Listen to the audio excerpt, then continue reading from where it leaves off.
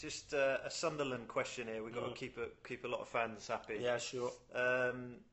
At GFox3J, who is the best Sunderland player you managed? Ooh. And that, you know what, that can be wide. That can be as in the most talented. It can be the best to manage. Effective. Best lad, best team. Who were the standouts? I think it's always hard best, isn't it? It's always hard best. I mean, I had some good players there. I mean, Quinn for me was outstanding. I mean, because he was 6'7", I might be exaggerating a couple of inches. Big lanky thing, couldn't run, but he was so effective. But what he had on the football pitch, allied to what he had in the dressing room, and you'll understand that. Yeah. He was the package. Yeah. He was the one. I mean, because I'm a great believer in dressing rooms. I think even if you've got great players, they've got to gel. Now, if there was someone who had an influence on the pitch and in the dressing room, it'd be Big Quinny. Yeah. Big Quinny. A leader. Yeah. Yeah. Leader of men. Yeah, and he'd be the all-round one. And I mean, he went on to be chairman of the club, so I think that speaks volumes of his all-round qualities. And certainly, I played with him at Manchester City when I was player manager. Howard Kendall brought him in, and Howard left, and I played with him. So I knew him as a player, and then when I come to manage with him, that's why when we got promotion the first time at Sunderland, he was my first buy, and I think that speaks volumes. What about for? Well, it might be Quinny as well, Yeah. but what about for pure talent? You know, for raw talent. I mean, that's always a difficult one. That. I mean, I bought a player. I bought a few players, and Phillips was a good player. I mean, a terrific player. Steve Boldy only had for 6 months as a defender and organiser. Absolutely magnificent.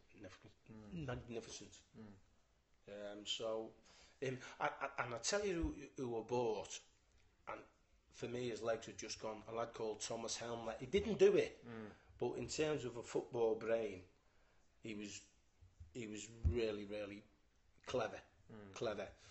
So, I mean, there's a few there. It's a difficult one, though. Yeah, I mean, it's you know, what constitutes the most talented player? Like you said, Niall Quinn, an all-round package. Sometimes it's difficult, you know, that you don't get the most out of a very talented footballer for one reason or another. Phillips was a great buy and went on to play for England and went on to be successful at other clubs as well. You know, West Brom, and you know, he's had a fantastic career.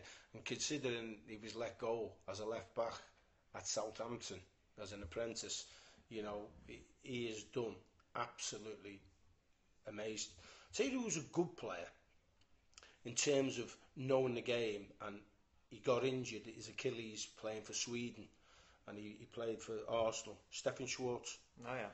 He's one of them players that, and you'll know this as well as anyone, in sport you got people who you don't realise how good they are till they're not there. He was that.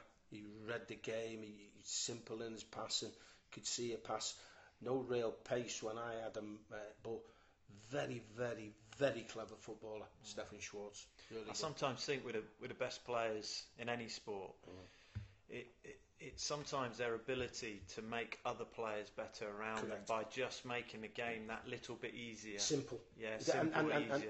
And the greatest thing about a football is making that easy. You know, a good touch, and you think, oh, that's simple. No, it's because he's got such a great touch, and that is the gift you've got.